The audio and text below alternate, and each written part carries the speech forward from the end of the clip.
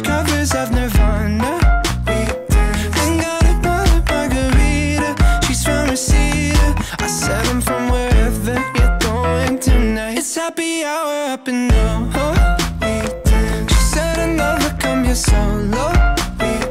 She's bought her own straight tequila. She's from Reseda. I said I'm from wherever you're going tonight.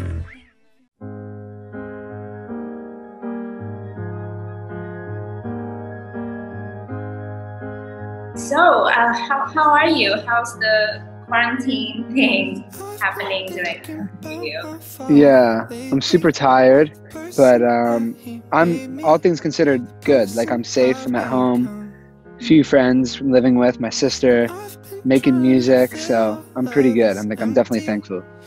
So what's making you tired at that, like, you know, when you're at home you get to sleep more and, you know, enjoy? I've been up late working on music like almost every night. Okay, so it's like literally I can't stop. Yeah, I go until like 2, 3, 4, and then I'm like, oh, I'm so tired the next day, and then I do the same thing somehow. I gotta chill. You got too addicted with music. Yeah, no, exactly. I think just because I was traveling so much, you know, that like now that I'm home, I'm like, I can make music like constantly, so it's really nice. Never alone, but always depressed. Love my friends to death, but I never call and I never text. So let's talk about how I'm feeling. So there's a song, More Than Loneliness, and I heard it's like one of your favorite songs in the album. You even got like a tattoo on your arm. What's the story there? I actually think it's definitely my favorite song on the album. I think it's just something that like like for a long time I kind of, growing up, kind of felt that way, and especially now, like getting older and like, you know, having a career in music and feeling very sucked into like my phone and like all these like relationships that are so quick, but they're not really like deep and meaningful. And I think I just kind of got to a point where I felt really lonely, and one day I just cracked and wrote a song about it, you know? It's just like constantly talking to so many different people and like feeling like you're connected, but not really feeling kind of like satisfied. More than loneliness, we love to get high but never know how to come down. Yeah. Like a modern sign of time and addiction. What are your takes on it? I just think in general, you know, like something interesting is I think right now, especially like, you know, not even just in terms of like addiction, like a literal addiction. I just think that like we're so used to being constant, like everything right now, like dopamine rush, like whatever. And now, you know, when there's like this sort of, for those of us who are lucky enough to just be safe at home, obviously that's a huge, huge blessing. But I think a lot of people are facing like, okay, now that I'm just here with nothing to do, nothing to distract me, no highs, like what do I do with myself, you know? I think that's a feeling I certainly know, like I feel like when I don't have something to distract me. And it's like, I feel like we're so used to always being busy, always doing something, always having something to look forward to, you know? And it's so easy to do that, but it's so hard to like just be with yourself and just sit there, you know? That's the hard part.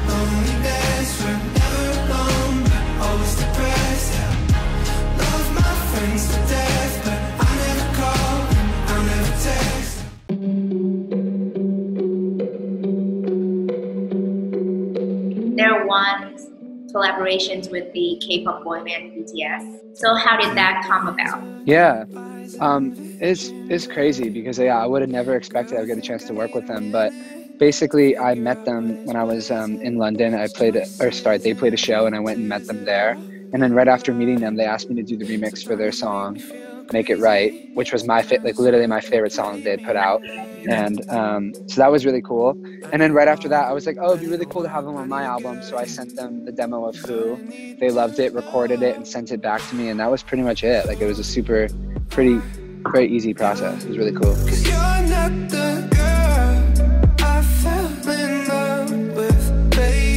We never got a chance to be in the studio together, but I've spent a little bit of time, and they're actually like funny and goofy. Like, they're all like good vibes, you know? Like they're like they don't take things too seriously. Like, I've seen, you know, been around when they've done like an interview, like they just like have fun with it, which I think is like so, it's like they're such lights, you know? Like, it's so, I don't know, it just like lights up the room. And I mean, obviously they're amazing at dancing. I can tell that. They're amazing at singing. They're just dope. So did you learn to dance? Yeah. Did they taught Oh, you? dance? Yeah. Dance? Oh, I wish. Oh my God. I wish. Yeah. When we met,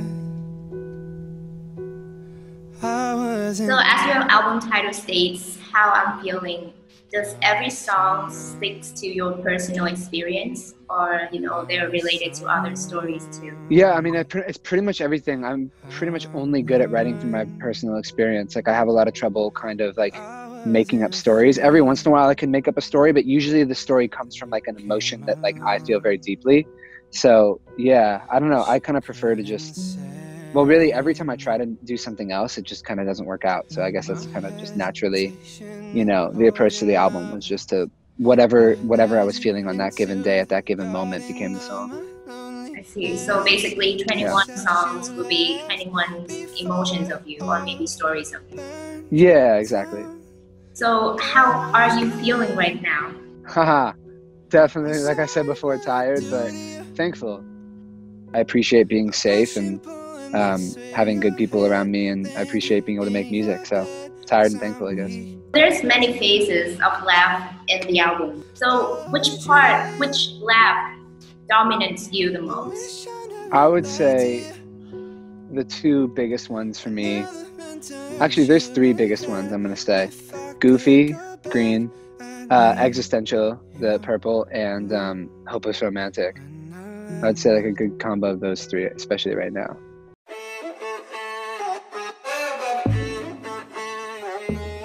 Talk about your music. People, they said music heals, and it's like a therapy to a lot of people.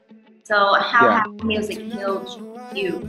For me, I mean, growing up listening to music was kind of a way for me to feel like understood, and especially because I listened to like kind of weirder music. I listened to a lot of like, for a while, like emo and like screamo and like hardcore, like metal and stuff like that. Like I felt very like that for a while, felt like this like kind of home to me.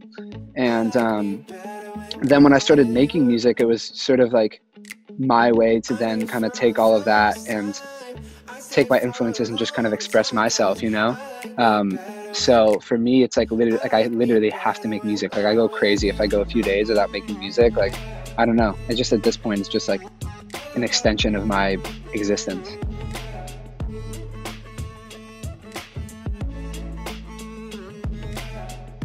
So how would you approach music? How's the process? Yeah, the process has changed over time.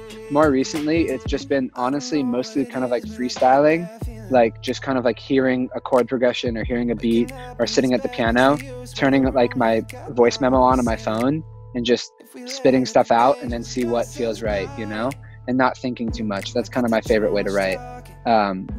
So yeah, it's like I always start in sort of a, with a different sound or a different instrument, but it always kind of, that process ends up going that way. Daydream. So you started mybluethoughts.world for your fans to share their doubts, their challenges, and their up and downs. So why did you feel that you need to do that? Yeah, I started it just because like when I first started touring and stuff, I wanted to do something that was kind of similar to the reason that I make music, I wanted to create that opportunity for people who may not make music or just somebody who's coming to a show. And it started as a box where people could just they could write a little note and drop it in. And it kind of over time became something bigger where this like, built this like really amazing website and this kind of booth at my shows where people can walk into, and it's a fully interactive experience. And yeah, I just wanted it to be a place of release. So yeah, I'm really pleased with it, and it's been cool to see like people, being super open and stuff. So who is the person that you get to release all the stress, and they will tell you how they feel? So who will be the one you tell? Well, honestly, everyone in my life. I'm very much an open book. Like all my friends know this. Like I say everything, pretty much all the time. My parents, same thing. My therapist, like I'm pretty open. I'm getting rid of all my clothes I don't wear. I think The song changes. It cannot come at a better time. So this is the time when a lot of things happening, changing. How do you think that? How would you want to see the change after, you know, this crazy pandemic? Yeah. I mean, I think a lot of things, I hope there's some positive changes coming out of it. You know, I think first of all, people do need to learn how to like, at least I can't speak for the entire world, but at least in American culture, people need to learn how to like, whatever, slow down and realize what's important, you know, like I guess I can only speak for myself. I can't like put words in other people's mouths, but for me, yeah, like really like focusing on what's important in terms of like friends and family, and not being so stressed out all the time and so anxious and like putting everything into like the success of my career and like letting it dominate my life. I think that's a big one. I think, I think just realizing that there's a lot of problems in the world that you can ignore, until they're like right in your face. And I think we've seen that with coronavirus, at least again in the US. Like it took a while before people were like, oh, we really need to do something about this. And I think hopefully people will realize that about some other problems. Obviously it's like environmental issues. Like I think that's one of the things where people ignore it because it's easy to, because nothing horrible has happened yet, but hopefully that just changes people's perspective a little bit. And I think sometimes it's hard to make changes until you're really faced with the problem, and it's not just theoretical, it's actually in your face. So, yeah. Do you think that this situation changed your life? Changed your lifestyles, or maybe the way you thought? Yeah, I think for me, it's made me really, it reminds me a lot how important it is, like how much I do love being home. And, obviously I can't see most of my friends, but being around like friends and being in the studio, and I think just kind of having like a little bit of a calmer life, I was just go all the time.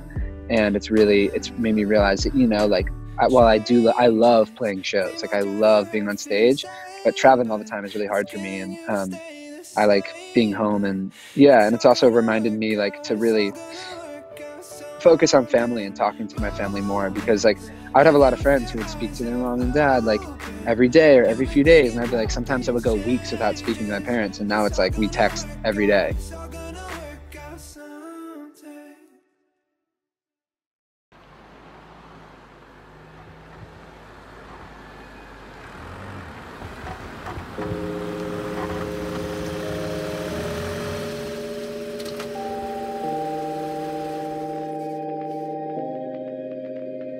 All I know is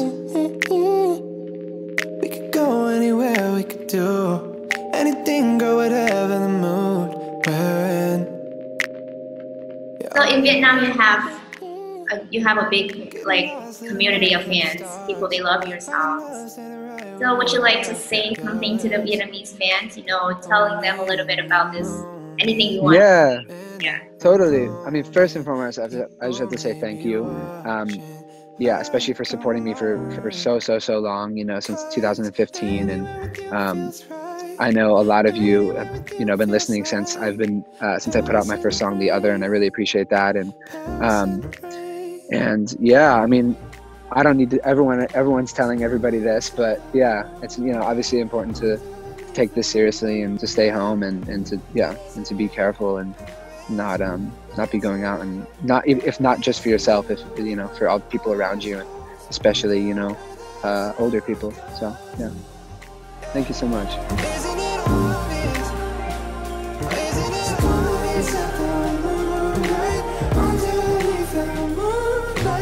Anywhere with you feels right.